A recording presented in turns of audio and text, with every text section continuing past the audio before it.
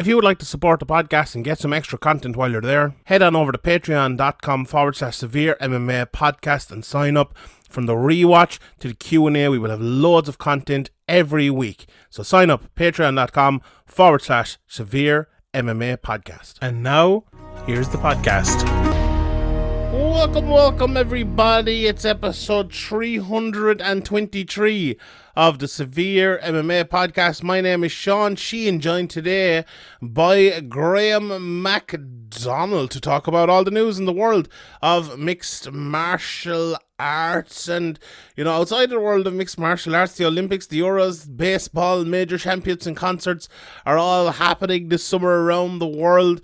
You know what isn't? A wild and hairy bush. Tame your pubes and help our friends at Manscaped. The listeners are with the help even of our friends at Manscaped, the leaders in below the waist grooming. The 4th generation performance package includes the brand new Lawnmower 4.0. If an athlete treats their body like royalty, why not treat your pubes like Olympic gold? Fellas, do right by your balls and join the 2 million men worldwide that trust Manscaped by going to manscaped.com with the code SEVEREMMA for 20% off and free shipping.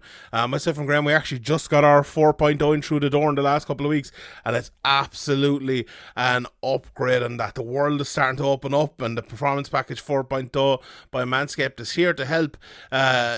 Inside you'll find our 4.0, as I mentioned, the Weed Whacker, ear and nose hair trimmer, the Crop Preserver ball deodorant, the Crop Reviver toner, plus the 2 free gifts of the boxers and the travel bag, which are absolutely fantastic. Talk about a world-class dismount into a post-quarantine world. This package is a perfect package for your package and peak performance in whatever sport you desire. The brand new Lawnmower 4.0 is here to take the podium. The 4th generation trimmer features that cutting edge ceramic blade to reduce grooming accidents thanks to their advanced skin safe technology. The 4.0 has 7,000 RPM motor, new on and off switch to engage with travel lock as well, and it gives you ability to turn the 4000K LED spotlight on and off when needed for more precise of a shave. Did I mention this trimmer is waterproof too? Absolutely is. Michael Phelps is drooling just thinking about the possibilities. The package also comes with a weed whacker to chop your worst weeds up in both your nose and your ears. This tool is a lock to take home gold in the biathlon. The weed whacker is also waterproof and uses 9,000 RPM motor power, 360 degrees rotary blade dual system. This nose and ear hair trimmer provides proprietary, I got the word right, skin safe technology which helps prevent nicks, snags, tugs, the whole fucking lot. After trimming your pubes, show them some sportsmanship with Manscaped's liquid formulations, the Crop Preserver and the Reviver, which are absolutely fantastic. Manscaped twin 2 free gifts, as I mentioned, their boxers and the travel bag. So go to manscaped.com, use the promo code SEVEREMMA, get 20% off and free shipping. That's the code SEVEREMMA, manscaped.com. Achieve your public glow.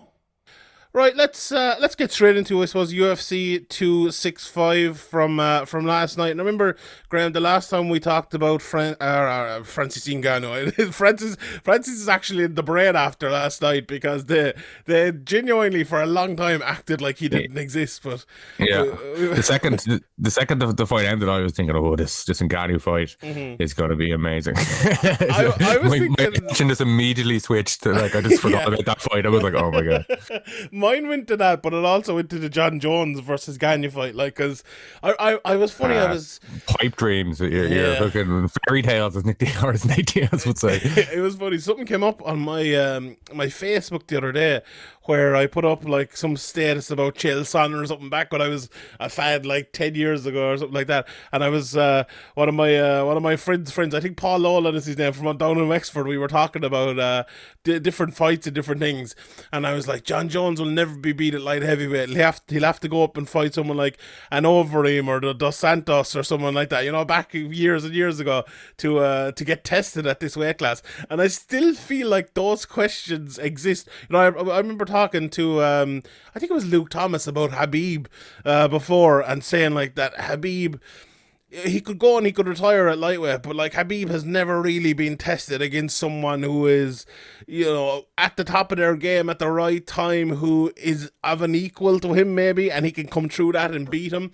And he'd have to go to welterweight there if he wants. The guy's there if he wants him. You know, Usman's there. Maybe that's why hasn't gone there. Maybe if it was like a striking heavy champion or upper echelon of the welterweight division, you know, maybe he would have been there a few years ago. Yeah, and I think like that, and this is kind of obviously a little bit off topic, but like I feel like looking at Gane, he, you know, contenders maybe at heavyweight have gone a little bit. You know, you had Stipe there, who I think Jones versus Stipe would have been a fun fight. I think a lot of people probably would have picked Jones in that, but even going back to the likes of Overeem and, you know, obviously you know, Junior Dos Santos and Cain Velasquez and now Francis coming through, but to me, like, There's always been like could the power of Overeem or the boxing of Dos Santos trouble him or whatever, but I feel like Gane is the first fighter I've seen where like the all-round skill set over 5 rounds could beat John Jones, if you know what I mean. Like, I think maybe, you know, someone, if they had unbelievable wrestling at heavyweight, or you know, maybe Cain Velasquez could have push him against a cage and push the pace at him for 5 rounds. But I feel like on the outside striking, Cyril Gane could give John Jones a fight. Like, that's how good he is. That's how much I rate him. And like, after, as I mentioned there, after his last fight, we talked about Gane and we were like discussing whether he was the next era of heavyweights or the next uptake of heavyweights, you know.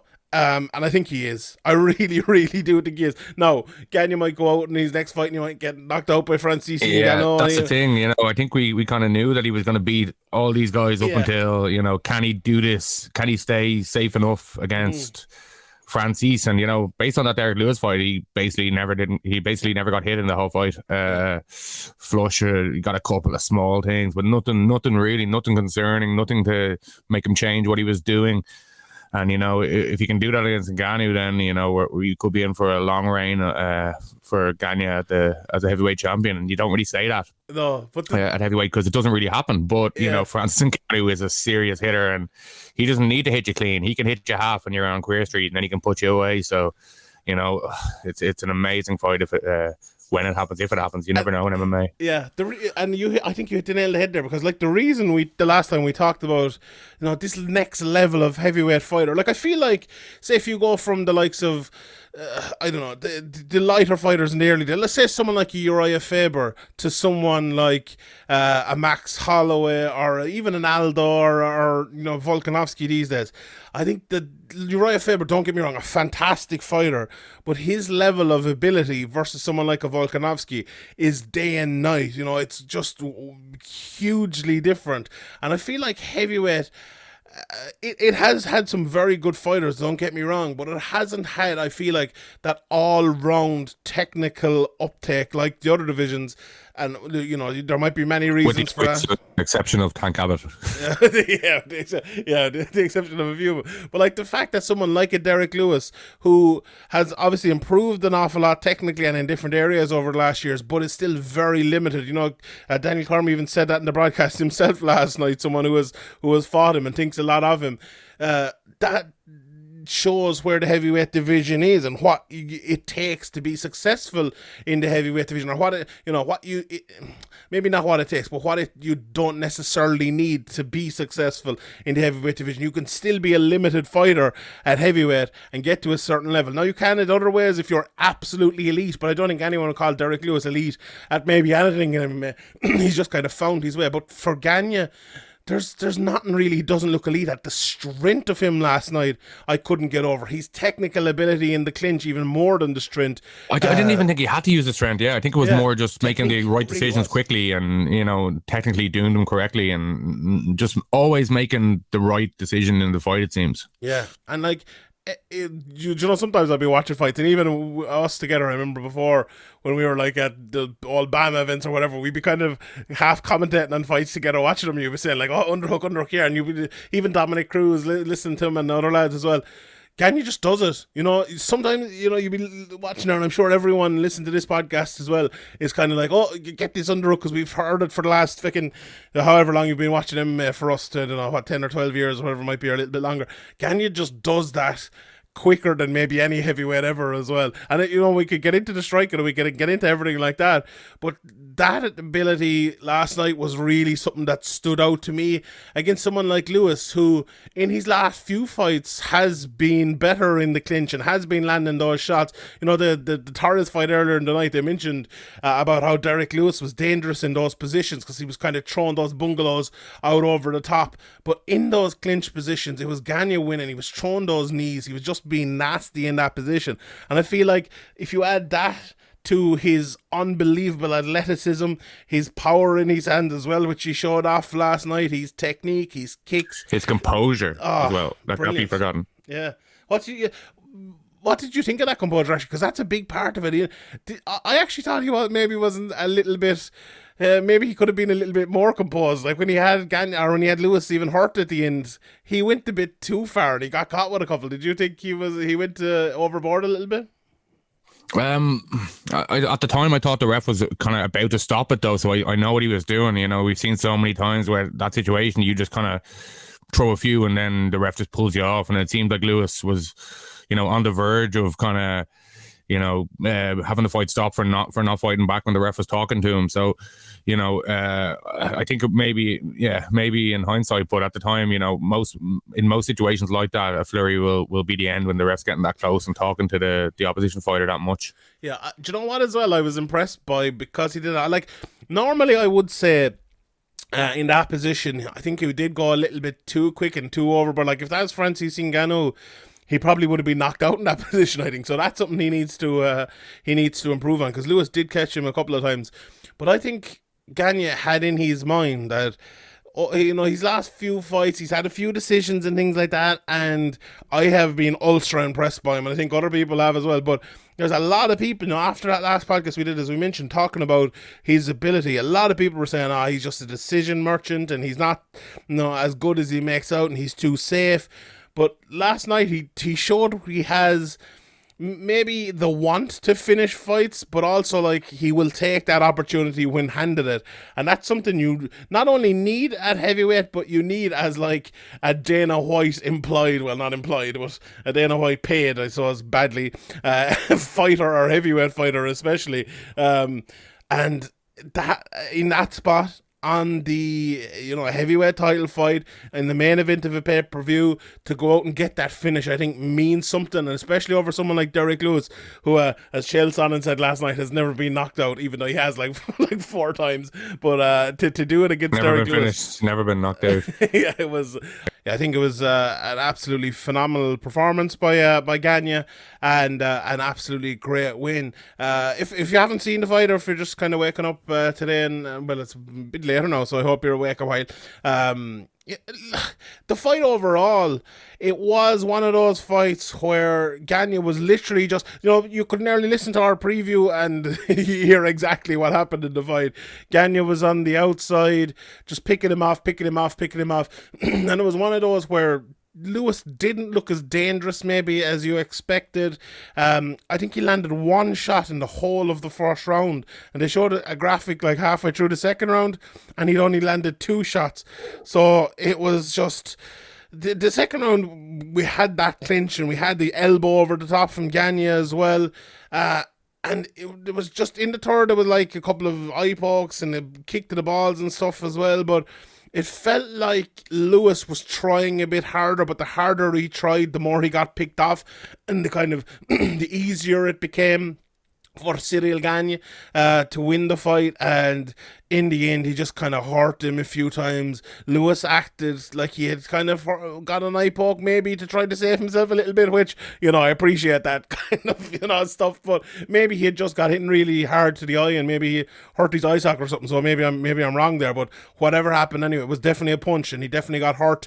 And, you know, that was kind of after Gane got drawn in a little bit, because he could see that Lewis was hurt and he was falling around the place, and he upped the strikes stats, I suppose, and upped the punching rate, and he landed those left hands against the cage from Gane against Lewis were insane. Watching them, it was like, oh God almighty, this guy, he's not just this technical brawler. This guy is a brute as well, and he will hurt you when given the opportunity. And he got the finish in the end. But it was some performance, really. The thing about it is, though, I was thinking, like, this morning when I just woke up and was thinking about what we were going to be saying in the fight, or about the fight. It was, and I don't know if you'd agree with me, Graeme, I think it was a less impressive win than Rosenstruck or Volkov, just because he had to kind of get through something a little bit more technical in those fights. Now, he had to get through something dangerous in Lewis, as you mentioned at the start of the podcast here, which will maybe be a good setup for Francis Ngannou, but in a different way. But Lewis is one of those guys where he's a very good fighter, and we have given him his credit over the last while, don't get me wrong at all, but someone as good as Cyril Gane is never going to have trouble with Derek Lewis, are they? But he did make it look easy work. It was a handy enough win for him in the end, really, wasn't it? Yeah, I think maybe there's something to be said for kind of what you touched on earlier about, there was a little bit of backlash, not backlash, but a little bit of criticism of playing it too safe the last time, and it looked like it was kind of heading that way, and it looked like there was some kind of switch. I'm not sure if he thought that he hurt Lewis or he was told in his corner to go for it, but he seemed to kind of, left flying more than he did in previous fights, and obviously it's for a title and it's in a main event and a pay-per-view and all that stuff, and Lewis kind of was damaged from leg kicks, from body work, from just being dominated everywhere basically, and not really having any out to when it's demoralizing, when there's no if you're a wrestler, you can say, if I just get this takedown, then I can kind of withstand this. But if you're just getting beaten everywhere, it seemed to demoralize Lewis, and maybe Gane sensed that, and that was why he upped it and went for the finish. But I think maybe there was something in there where he went out with the intention, there was an intention there to finish it and not to go to a decision, and maybe that is trying to make a statement as one of the best in the world at the weight, obviously, or maybe it's a thing of trying to shut up the people who are saying that he plays it too safe. Mm-hmm. Yeah, and 100%. I think this was a good opportunity to do it, I think, against someone like a Derek Lewis. But he could have easily, it looked like he was going to just pick him off for the whole 5 rounds, and it was going to be a completely dominant decision, and it looked like it was going that way, and it could have easily gone that way if he wanted to. That probably would have been the safest way. As you said, Lewis had his best kind of moments, even though he was hurt in the flurries by Cyril. So I think there was a conscious decision there to not play it as safe as maybe before. Yeah, and now obviously you have he's the interim champion of him fighting Francis Ngannou as the champion. I don't know if you heard it, Dana White during the week was like, this is going to be like an old school IBF versus WBO or whatever it was, a unification bout. And I was thinking about that. Look, a UFC unification bout is fun because sometimes the interim belt is needed, and say like a Dominic Cruz back in the day, or and I know it did not happen with Dominic Cruz in the end because of the injuries, but say like Brock Lesnar fighting, was it Shane Carr when he fought with the interim belt? But it's sometimes it can be cool and it can be great, and I'm not as against interim belts as other people, but when you bring in boxing belts to try to promote MMA and compare them, it's maybe the most idiotic thing you could possibly do as an MMA promoter. MMA fans for 3 decades now have been trying not to be like boxing. We do not want belts like boxing. We do not want champion versus champion versus champion in the same weight class. Now, we might want champion versus champion from different weight classes, but this is not a thing that look, it's a thing we want to see. We want to see this great fight, but it's not a comparison we want to make. And I'm actually surprised. Like Dana White, we can talk a lot about Dana White and his issues, but to say something that stupid was actually, I think, a little bit surprising. But however, but as I always say, the fairy tales don't matter, the belts don't matter. It's the fight, and Francis Ngannou versus Cyril Gane. I know we touched on it earlier, but I feel like it's one of those fights where I can build up Gane all I want and talk about him as that next level of MMA fighter at heavyweight all I want. But when you have that bulldozer coming at you, and you have one of the most athletic and quick and powerful men on planet Earth coming at you, it's not going to be that easy. And he's big and long and as well, so jabbing him up on the outside and coming in and out won't be that easy against Francis Ngannou. Yeah, I think he'll have to work in some of those leg kicks to try and, you know, take the sting out of Ngannou's punches and, you know, trying to clinch with him. He's going to have to be very kind of smart and technical in this fight. You know, he's going to have to play it safe. He's going to have to go back to maybe what he was criticized for. But like, if you beat Francis Ngannou in any way, I don't think you're going to be criticized, and everybody knows how unbelievably dangerous he is with his hands. So this fight could go either way. Like, you know, obviously Cyril is the more technical fighter, but like that big power in both hands just equalizes everything.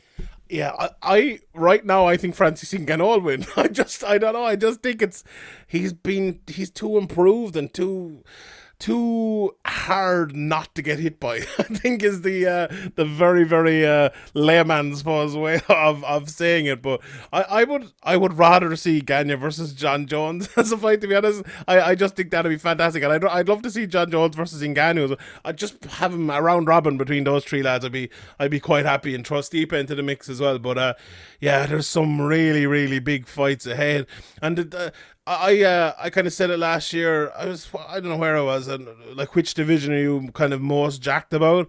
And I think I said heavyweight at the time, and like, I don't think there's any division in the UFC at the moment with the exciting fights or the prospect of such fantastic fights as heavyweight. Like all the ones I just mentioned, Gane versus Ngannou, Ngannou versus Jones, Jones versus Gane.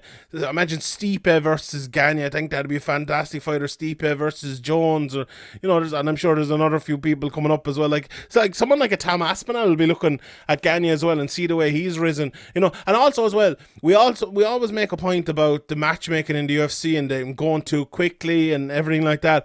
And the vast majority of the time it doesn't work out right. But this is why they do it. And no, we've mentioned this before, but they do it to get a star like this, to produce someone like Gane who gets to 9 or 10 and 0, whatever he is, and he is a champion and he is right at the very top and young in the sport. That's why they do it. You know, they did the same with Weidman against Anderson Silva back in the day. But this is the reason they throw you to the wolves, to see if you can live with them and if you can beat them. Very few fighters can, but Cyril Gane is one of them who absolutely can, and you know, he is. Well, to make a star, do you think this pay-per-view is going to do really good numbers? No, but I don't think so. Yeah.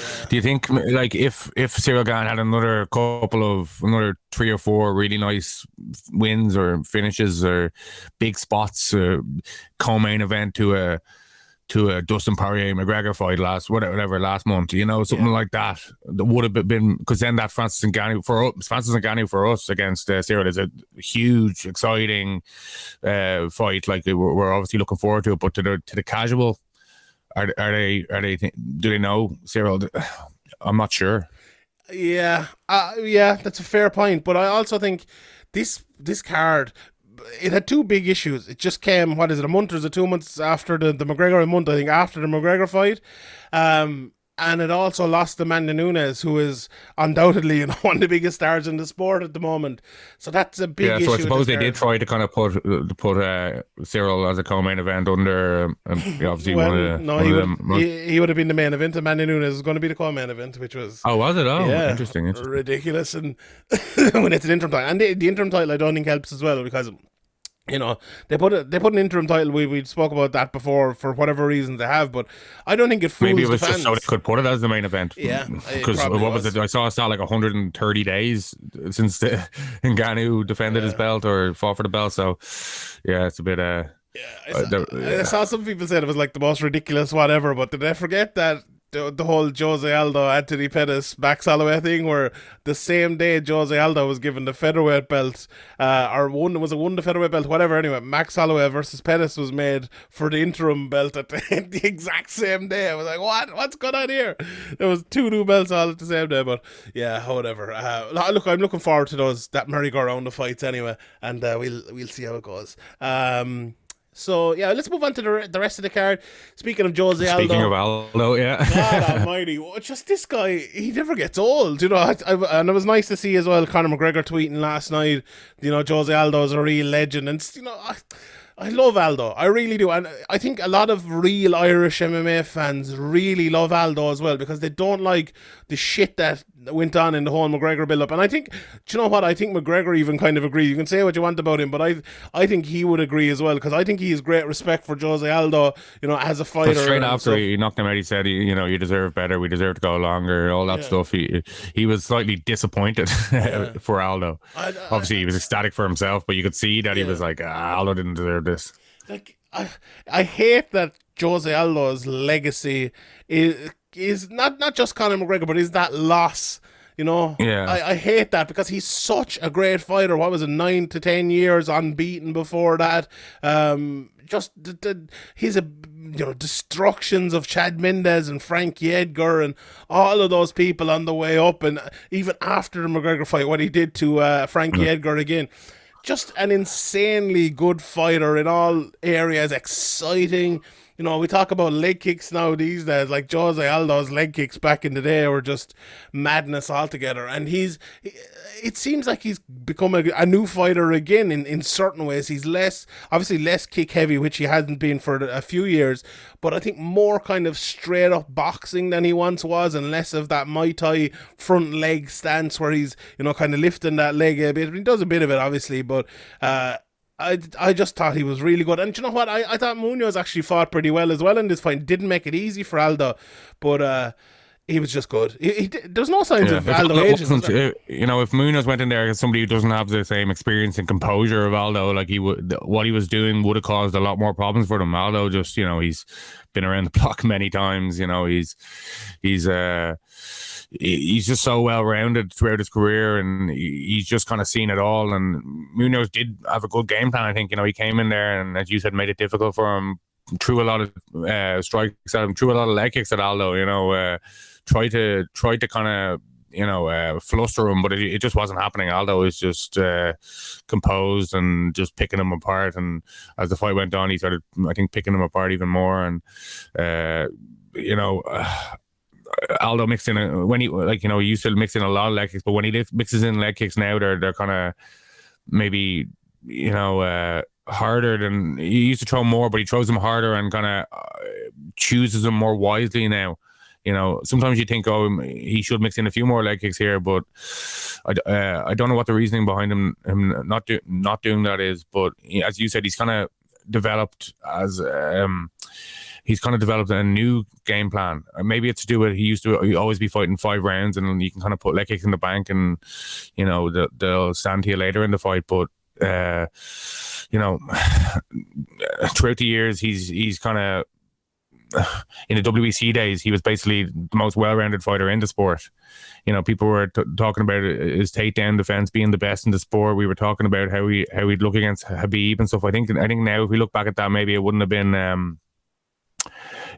good matchup for Aldo. But you know, dropping to 135 when he did it, I thought maybe was a kind of desperation move, and that might spell the end for his career. But he's actually looked really good there. I think you know, could he like go into a title shot and win it?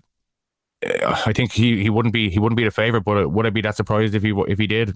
No, I wouldn't be that surprised. So, you know, he's kept it up at the very top for a lot of years, and I think hopefully, you know, he can, as you mentioned, hopefully he can be remembered for all of these things and how well-rounded and how dominant he was, and kind of all this stuff, instead of just, you know, being knocked out in 13 seconds. Yeah, I think some great points there. I think 3-round Aldo, as you mentioned, 3-round Aldo is just a different beast, because, you know, in the past he has had a few issues with, maybe not necessarily cardio issues, but going long. And I think that, what was that one fight? It was like one of his first UFC ones. It was again.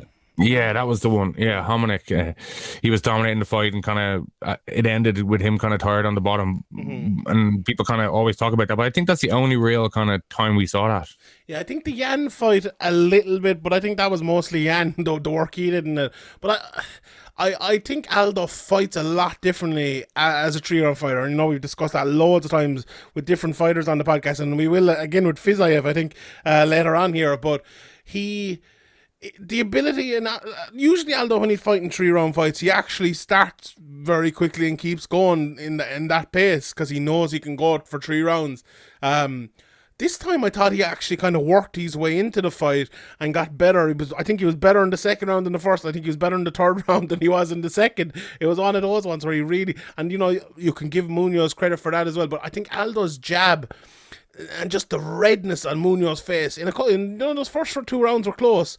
That is a kind of a game changer when you see one guy and he's not really eating that many shots, and you see the other guy, okay, he's had a few, but his face is all reddened up and you can see that damage. And for the judges, damage is in the scoring criteria. If you can see that damage in someone's face and the effect it has on them, that scores. And for Aldo, it really did last night. But yeah, he's just such a great fighter. And I think the thing about Aldo as well, everyone's kind of shocked by how young he is, but obviously in fighting years, he is a little bit older. But he hasn't taken that much damage throughout the years, apart from maybe, say, the McGregor fight, obviously, where he took the heavy knockout, and a couple of Holloway fights in the Yan fight as well.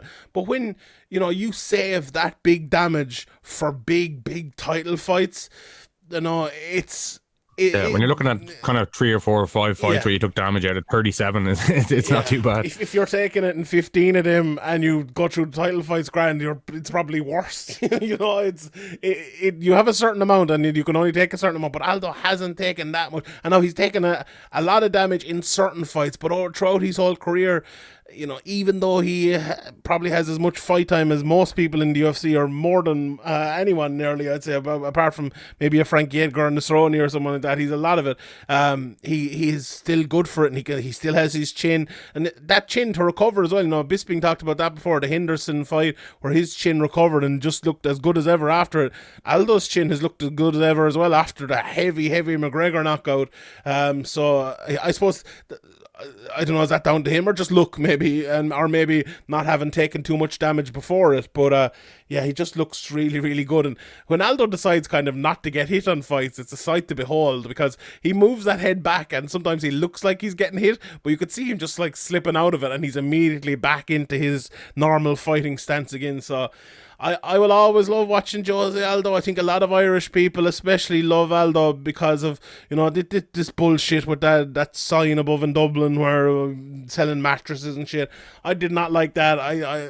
Jose Aldo deserves more respect from that. And every time I see, no disrespect to Pedro Munoz, but every time I see Jose Aldo win, I'm a little bit happy, to be honest. And fair play to him. And look, he's moving on. I'd love to see him fight Dominic Cruz next. What fight would you? I know there was a few of them going around. They're talking about Dillashaw and Sandhagen and different ones. I think the Cruz fight is one. If those two lads didn't fight, I think it'd kind of be a shame. What fight would you like to see next for him? Well, to be honest, I'd like to see him fight Dillashaw, because I think if he wins that, he's into the title shot. And I'd like to see him have another crack at it before, another crack at the title before maybe it's too late. It might be now or never for him. Yeah. And if he goes in there against Aldo.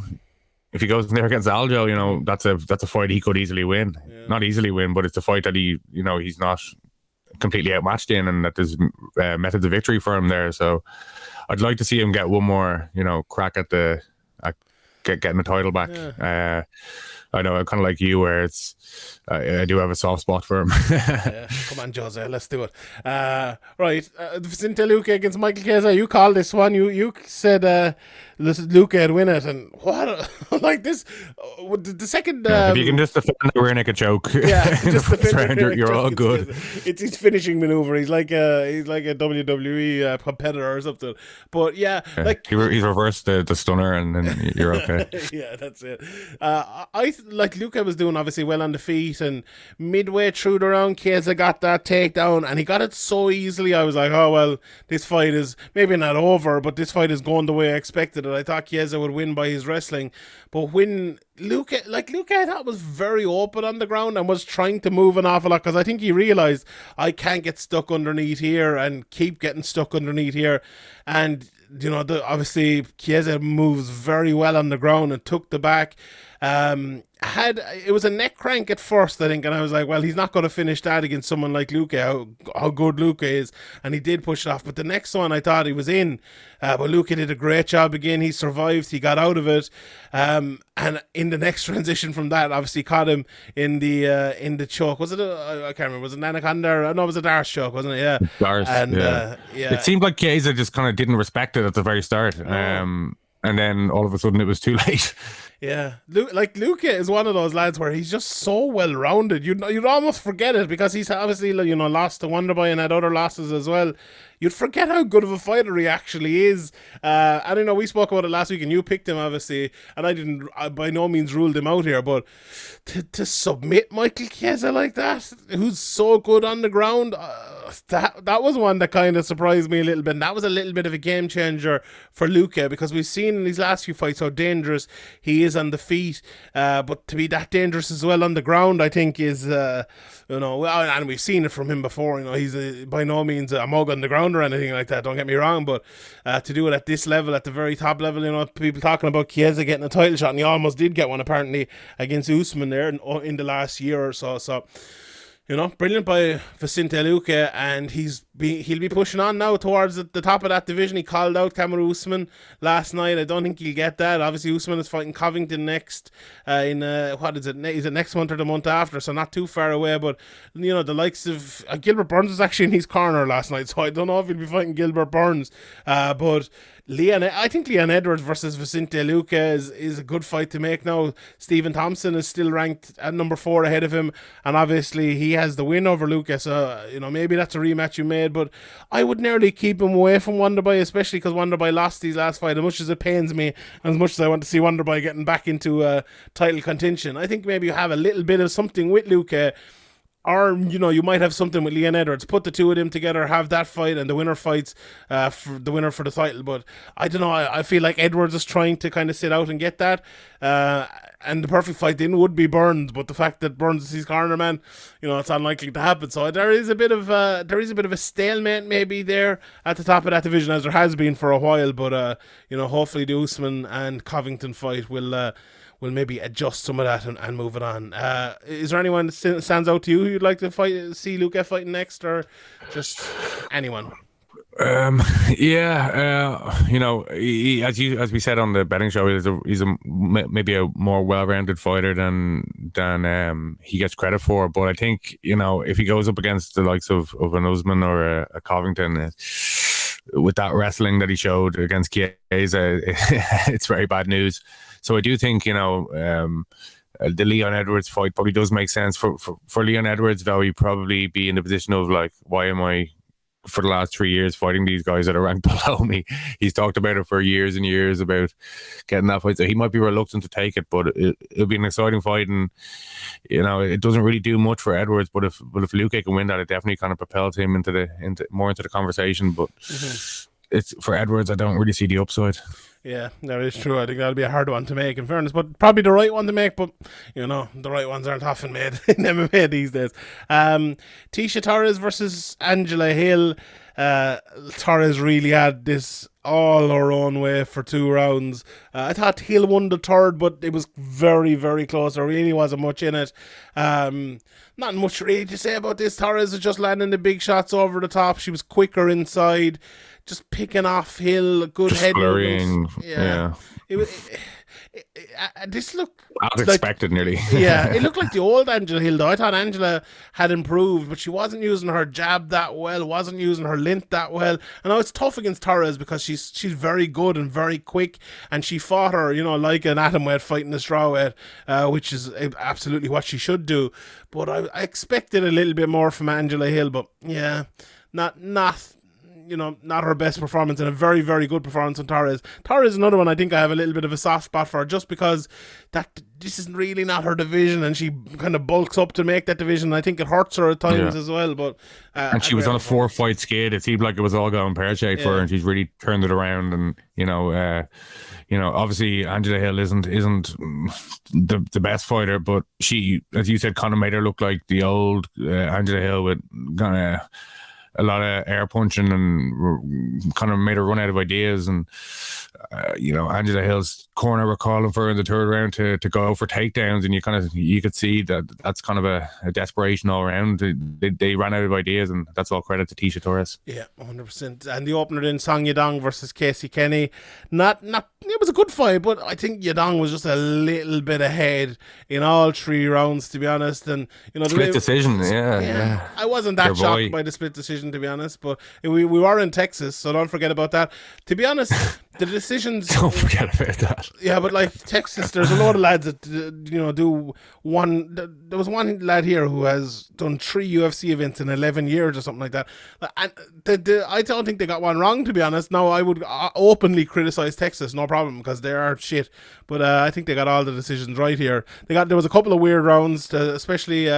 What was it? The first round? Oh, I don't know. I tweeted about it last night. I think it was a Miles John fight, maybe? No. What fight was it? It was the Gato fight. Yeah.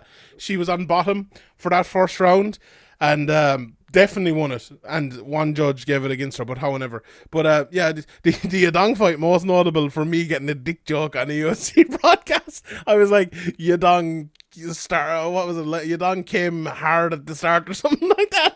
Like, they put it on the broadcast. I actually could not believe it. How did you not? They must have assumed that you were a serious, credible journalist and not making dick jokes, but completely wrong they were. Completely wrong. You know what happens when you assume, Graeme? You make a fucking ass of you and me, or a dick of you and me in this case. But yeah, I was looking at them. I was actually in shock when it came up. I was like, what the fuck? But that's my claim to fame now, getting a dick joke on national pay-per-view or international pay-per-view even. But yeah, a good performance from Yadong anyway. And Casey Kenny, Casey Kenny, a lot of people I listened to a bit of the press conference, and he kept doing this like caw thing throughout it, and people I think hated that and now don't like Casey Kenny anymore, so it's probably not a good thing to do. And a performance, it was an okay performance, a good performance, but Yadong just better. This Fiziev versus Green fight, there's a lot to take away from this. First things I would take away from it is, we talked about 5 rounds earlier. If Fiziev is to become the lightweight champion or a lightweight contender or a lightweight main event fighter, he is going to have to adjust things, because he cannot fight at the pace he fought in the first 2 rounds in this over 5 rounds. No, he can if he knocks a guy out in the first, Is it 7 even the minutes. pace, or is it throwing too hard into like 90% of his strikes? If you just calm down a little and threw maybe with a bit more composure. It felt like Bobby Green, it wasn't even that Bobby Green drew him in. I think he went into the fight trying to out Bobby Green. And well, he started talking. Bobby Green started talking, and then Fiziev just started talking, and it was just like, this is what Bobby Green wants. You just let him do his talking and punch him in the face. It's the best way to do it. We've seen the blueprint before.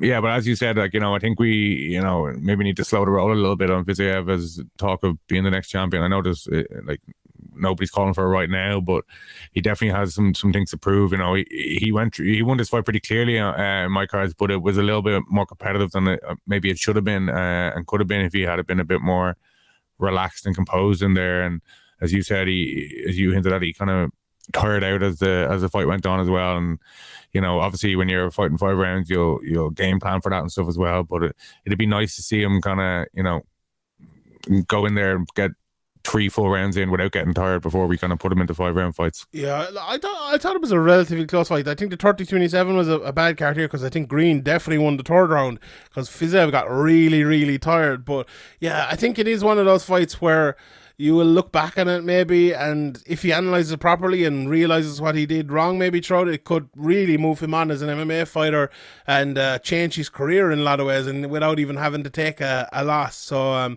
yeah, I think it was good for him in that way. And I thought Bobby Green fought well as well, to be honest.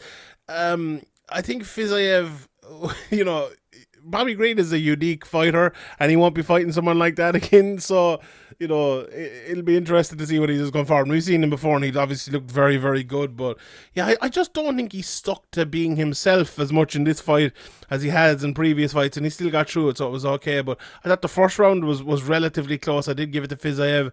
I gave him the second as well, but the third, I definitely gave to Green. And those body kicks and stuff, you'd think they would pay off later in the fight, but when you're, smashing someone with body kicks like that, and you're the one getting tired in the third round, we talk about accumulative damage and it paying off for you late in the fight. Well, it didn't really pay off for Rafael Fiziev here, but I'm sure in future it will. The other cards in the fight, we'll run through them very quickly here. Vince Morales, Draco Rodriguez. I just tuned out of this one. The PFL fucking prelim broke out in the middle of a UFC card here. I don't know what this was doing here. Alonzo Minifield, Ed Herman made tough work of it, to be honest, even though he was kind of dominant throughout it. But I think someone like Alonzo Minifield should be beating someone like smiling Ed Herman a bit more clearly, or maybe even finish. All those gingers look the same. You know how it is. all the very same. But Jessica Penne, I think she looked fantastic against Karolina Kowalkiewicz. Got the arm in this one. But I was very impressed with her. I didn't think Penne had this in her anymore, and I was if people are just tuning in for like the first time to the podcast, they're just like, what is wrong with this guy? So that was. I think I just moved to a different octave there. I've never hit before. But poor old Carolina. What's this 5 on the spin now? Someone made a Star Trek joke. She's lost 7 of 9 in this, which I would not get as a non-nerd. But however, I think it's probably the end of the road in the UFC anyway for Kowalkiewicz. But if she wants to go back to fighting Poland, I'm sure KSW and other people would absolutely love to have her. And she's is her contract up, or you just think they're going to cut her? She's is it 4 or 5 in a row? Let me just pull up her record here. She's lost 1, 2, 3, 5 in a row. That's a lot. It's a lot. I don't think the UFC are going to keep her around at that. So yeah, it's a difficult one, unfortunate for her. But anyway, but Penne moving on, that strawweight division, there's some fun fights for her there as well, so I'm looking forward to seeing her next one. Manel Cape, beautiful flying knee and punches, a great stoppage as well by the referee. I think a few people are like, oh, was this a good stoppage? I think he got too close and backed away. He needed to be a little bit more decisive, but I think the time of the stoppage was okay, but his actual actions during the stoppage were questionable.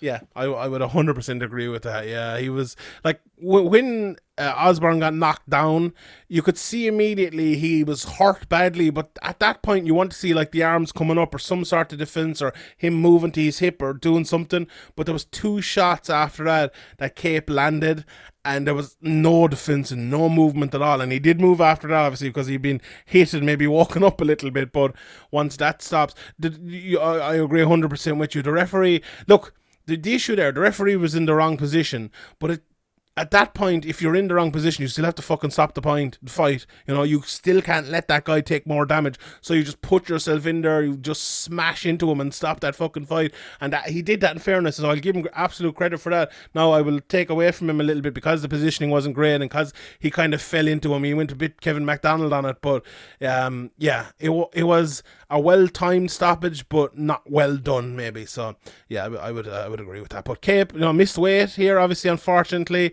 But look good. Well, there's some stat going around a few weeks ago about if you miss weight by 3 pounds or more, you're like 90% win rate or something along those lines. I think if you miss by like 1 or 2, it's completely different. But if 3 or more, apparently you're basically a banker to win the fight.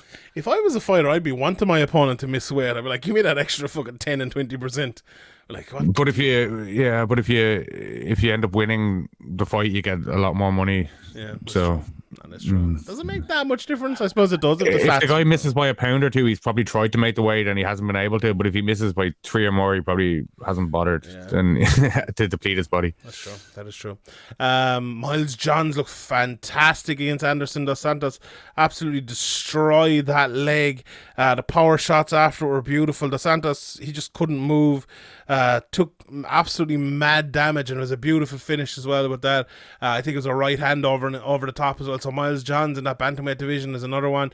Gatto, I thought, looked very good against Victoria Leonardo, and then Johnny Munoz Jr. He got that nice rear naked choke. I think Daniel Cormier did a good job of commentating on this, talking about Simmons going to his knees like a wrestler, and that's the wrong move to make because he kind of gave up his back and was was choked. And obviously the Leonardo fight as well, she looked like it broke her arm. There was a doctor stoppage between fights. Doctor stoppage! Doctor stoppage! Doctor stop! There was a doctor stoppage between fights. So yeah, it was a nice performance from Gatto, but Leonardo tough as hell with a broken arm trying to go back out there and fight again. But yeah. Good Yeah. Oh, my arm's not working. I can fight through. Yeah, it'd be great. But overall, I thought it was a very good card. In the middle, there was those 3 decisions or 4 or 5 decisions even in a row. But a couple of good fights throughout them. But yeah, that middle part, but started very well, ended very well as well. And maybe an under the radar card and one that won't sell very well at all. And they maybe didn't have lots of jeopardy in it apart from the top 3 fights. But yeah, overall pretty good. One thing as well. It was this card, wasn't it? Nico Montano was and was it this card or was it last week? Montano missed weight. I think it was this card, wasn't it? Or no, it was last one. But anyway, she missed weight for a recent card, and got cut by the UFC. And there was a bit of talk going back and forth. Did the UFC do the right thing and stuff? But look, I'm very much obviously on the fighter side and very much on giving people chances, and I'm not half as harsh on people for even missing weight and drug tests and everything like that. But there's only a certain amount of chances that the UFC are going to give you and that you can get and that you deserve as well when there's other people preparing to fight when, you. Dana White and looking at it as a business, and you're causing these problems, and you're not putting bums on seats, you're not selling pay-per-views, you're not selling merchandise, you know what I mean? You're not bringing in enough for them to say, oh well, okay, we'll give you this extra chance. You're just another name on the roster, and if you keep causing trouble, then you're gone. And you may be harsh, you may think it's harsh, but you kind of brought it on yourself. Yeah, I would tend to agree. Yeah. And look, Montano, she has she was the champion, and she was in a great position there, but she kind of threw it all away, and I really don't think there is anyone to blame but her, unfortunately. Now, having said that, I hope all the issues she can get through and whatever issue she's faced, and she can come back, build her way back up and get to the UFC. But maybe it's a blessing in disguise for her to go out and have less pressure and not have the pressure of the UFC to go forward and improve in her career, and maybe find a weight class and be able to make weight and get regular fights. But yeah, it's obviously a very unfortunate situation. But what can you do? What can you do? Right, another few things to touch on here. Kiefer Crosbie and Bellator have parted ways. Kiefer put up the post on his Instagram, and I confirmed it with Bellator that they have gone their opposite ways. I think last week when the pay packets came out and we saw Kiefer was on 50 grand, I was like, fair play to him in one way, but then I think on the other side I was like, oh Jesus, you want to be, if you're getting paid that much, you're going to have to be winning fights, like the last couple of years, and when you're in a 2-fight skid. Now, I didn't expect him to be cut, but I was thinking maybe his next fight or maybe his next couple of fights, if he was to lose them, it might be an issue. But honestly, when I saw it, I was very surprised. But Bellator have been cutting back an awful lot recently, cutting off a lot of people, especially in the European scene. Kiefer put out the statement, said, look, I don't know, was it a bit of sour grapes maybe, which you couldn't blame him for, but he was like, I never wanted to be in Bellator anyway. I want to get to the UFC, and I want to do it the kind of the right way and get to the biggest organization in the world, which, is fair play to him, and I hope he does, and I hope he can build his way back up. But what was your reaction to the? I know I texted you about it, and you were a little bit shocked as well. Yeah, I was surprised, but you kind of look back at it now. Maybe you think maybe that's the reason that he got the Carcanian fight. They were like, kind of make or break here. You either go out and win this fight, or you're cut, kind of thing. Maybe was what they were thinking, because it was a strange kind of matchup to give him coming off a loss. Such a obviously experienced and difficult matchup, but yeah, even still, I'm just a little bit surprised. But I'm sure there'll be plenty of promotions that Kiefer can go to and try and work his way to the UFC if that's what he wants and that's what he says he wants. So obviously it's a lot of money. He says he didn't want to be in Bellator, but it is also hard to turn down 50 grand a fight when you're pretty much probably that's more money than you've made in your whole career to date. So it's understandable why these guys go to Bellator, if even when they maybe didn't plan it that way or didn't dream of it that way. But Yeah, I think with different matchups, maybe Kiefer could have been, have a better record and be in a better position in Bellator, but it hasn't worked out that way. And it's kind of, this is the way the cookie crumbles, and you just got to get on with it. And from a Bellator point of view, you can understand it. 50 grand for a fight is a lot, especially when you haven't been able to put on the cards in Ireland that you probably expected to be able to put on, and use these guys that have ended up, Irish guys that have ended up being cut more regularly, and get them to sell tickets and create excitement for these big Dublin shows. So it's kind of maybe a accumulation of things over the years that have, over the last year and a half, 2 years, that have caused Kiefer to get caught here. I think if all this stuff hadn't happened, maybe it would have been a different story. I 100% agree. I still think even it is a bit odd timing, considering they're looking at doing a card in Dublin in November. Now, whether that card happens or not is down to obviously fucking Leo Varadkar and Michal Martin, probably more than Scott Coker. It's probably a sign that maybe they think it might not be happening. Yeah. They might have held on to him a little longer if they were confident in it. Yeah, maybe, but I still think they're kind of waiting to hear, and I don't think there's a decision made on that. I certainly haven't heard one yet, but yeah, it's a lot of Irish fighters, it's even like the likes of Will Fleury and Richie Smullen and different people have been released from Bellator, and Richard Kiley and loads more, and Paul Redmond was there at one stage, and Norman Park had a cup of coffee there and stuff, but I think Norman's maybe a different case. But Ireland is their strongest market, probably. America included, nearly. They can go to Ireland every time and sell out a card. And, there's less and less, with James Gallagher, obviously, and Sinead Kavanagh is, how should I put it, Graeme, in the midst of a big fight, I suppose. And hopefully there will be news on that huge fight very, very soon. But, yeah, I think... wonder who that could be. I don't know. I don't know. I'm sure she has her eye on someone. But yeah, let's see how that goes. But yeah, look, Kiefer, I'd love to see him in Cage Warriors, to be honest. It's a pity Ian Gary has gone to the UFC. Kiefer versus Ian Gary. I know Kiefer's gone down to 155 at the moment, but there's I know with the whole John Kavanagh and Graham Boylan SBG thing, maybe Cage Warriors isn't the path, but I know John Kavanagh has said before that if it's the right path for a fighter to go into Cage Warriors, he'd have no problem sending a fighter there. Well, Kiefer Crosbie has said in his message the path he wants to take is the path to the UFC. So there you go. And actually, I think Kiefer as well. I think the Contender Series would suit Kiefer very well, because if he got in there and someone with maybe a striking advantage over, I could see him getting a big finish and getting into the UFC and maybe exciting people. So, but I think we spoke about it 2 weeks ago, whenever it was, when Kiefer fought, and we talked about like that being a learning fight and him coming back and having 5, 6, 7 fights to get to the very top again. Maybe he would be better off having them in somewhere like a Cage Warriors or in the local scene. So, well, maybe not the local scene, but maybe in a Brave or somewhere like that. To earn that way. But if I was... Do you think, though, going from 50 grand a fight to whatever, a grand or two a fight, if even? Yeah, it's a big it's a big pay cut. It is, but the problem with that is you have two options here, right? You want to get to the UFC, right? Or you want... I think the best way to get to the UFC is with good matchmaking over the next 5 or 6 fights. And the person I would be looking for to get me good matchmaking is Ian Dean, to be honest. You could go to Brave, but you might be fucking thrown to the wolves and get a UFC level fight in your first fight in Brave, and then get the same in the second fight as well. And what position are you in then? I would trust Ian Dean. I would back myself if I was Kiefer Crosbie, because I know Kiefer Crosbie has the ability and he has the skills.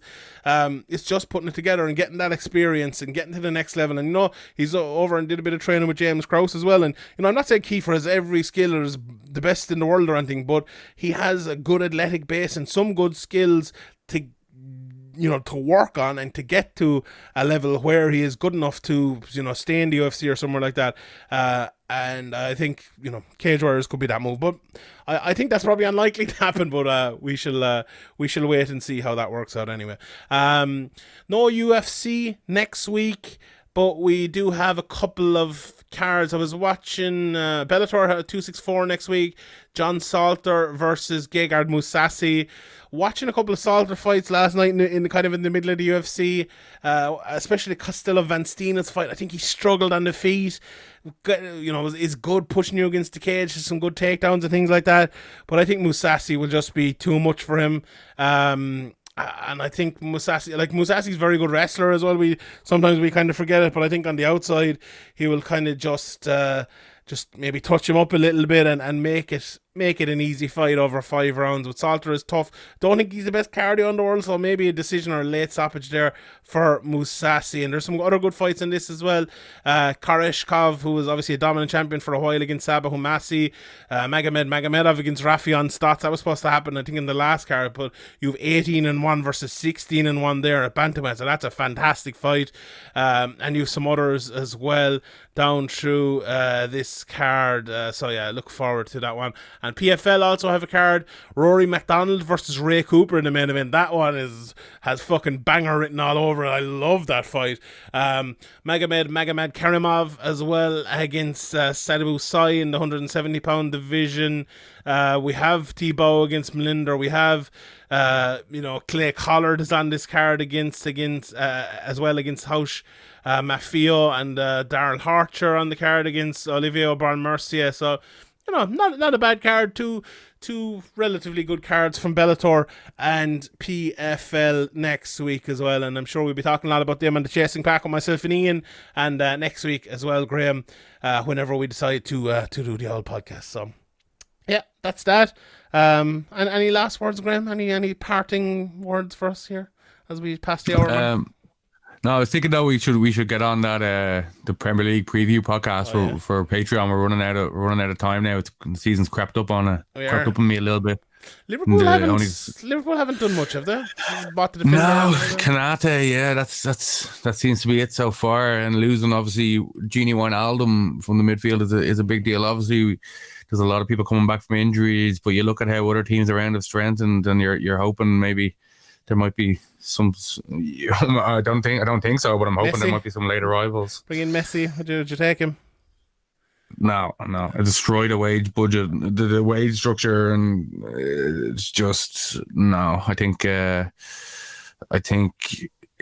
PSG, Man City are the only two teams who can afford to do that, and Barcelona can afford to do that, but they still might do it, I think. Yeah, I think they might as well. Did you hear your man on Off the Ball talking about that? I was like, oh Jesus, yeah, it's probably no. Yeah, your man Graham Hunter was on. He was like, this is just a power play to get La Liga to change their rules so that they'll be able to pay Messi. But it actually does. I see him in another jersey running around registered. Yeah. I'm not gonna believe it, to be honest. Me neither. Yeah, but look, isn't it weird that people are like turning down Messi? He was like, nah, I don't want Messi.